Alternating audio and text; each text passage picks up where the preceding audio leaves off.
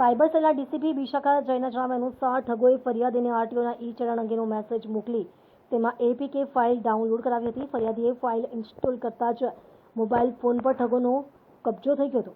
ત્યારબાદ મોબાઈલમાં રહેલી બેન્કિંગ માહિતીનો દુરુપયોગ કરી આરોપીઓએ ફરિયાદીના બેંક ખાતામાંથી કુલ 24,40,000ની રકમ વિવિધ ટ્રાન્ઝેક્શન દ્વારા ઉપાડી લીધી હતી। ઘટનાને જાણ થતાં પીડિતે સુરત સાયબર પોલીસ સ્ટેશનમાં ફરિયાદ નોંધાવી હતી। ફરિયાદના આધારે સાયબર પોલીસે ગુનો દાખલ કરી ટેકનિકલ સર્વેલન્સ, ડિજિટલ ટ્રેલ અને બાતમીદારોની મદદથી તપાસ શરૂ કરી હતી। તપાસ દરમિયાન આરોપીઓનું લોકેશન મધ્યપ્રદેશના ઉજ્જૈનમાં હોવાનું સામે આવતા સાયબર સેલની વિશેષ ટીમ ત્યાં પહોંચી હતી। પોલીસે સફળ ઓપરેશન હાથ ધરી 2 આરોપીઓને ઝડપી પાડ્યા હતા। હાલ બંનેની પૂછપરછ ચાલી રહી છે।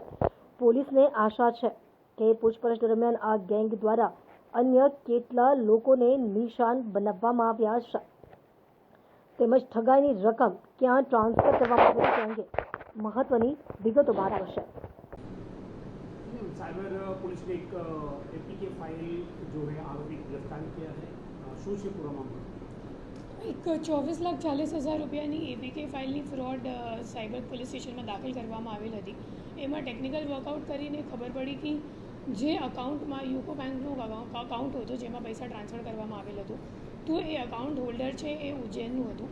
પછી એમસી નાયકની ટીમ પીઆઈ એમસી નાયકની ટીમ ઉજ્જૈન ખાતે ગઈ અને ત્યાં અકાઉન્ટ હોલ્ડરની ઇન્ટેરોગેશન દરમિયાન સામે આવ્યું કે અકાઉન્ટ હોલ્ડર સાથે પણ છેતરપિંડી થઈ હતી અને જેમાં 2 આરોપીઓ ઇન્વોલ્વ હતા જે લોકો એમની પાસે તે અકાઉન્ટ લઈને પછી આ ગુનાના કામમાં એ લોકો વાપરવા માટે બીજા કોઈને આપ્યા હતા।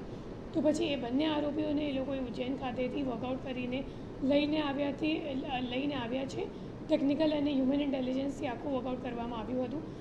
જે બંને આરોપીઓ છે એમનું નામ છે રિતિક બાલી અને ટિંકુ પરમાર અને બંને આરોપીઓ હાલ આપણી કસ્ટડીમાં છે અને એમનું પ્રોડક્શન આજે કરવામાં આવશે। શું રોલ હતું મેમ આ લોકોનો? એ જે બંને આરોપીઓ છે એ લોકો જે મુખ્ય ગેંગ છે એમની સાથે સંકળાયેલ છે અને એ લોકો જે અકાઉન્ટ હોલ્ડર છે એમની પાસે કમિશન પેટે અકાઉન્ટ લઈને પછી જે મુખ્ય આરોપીઓ છે એમને આપ્યા હતા।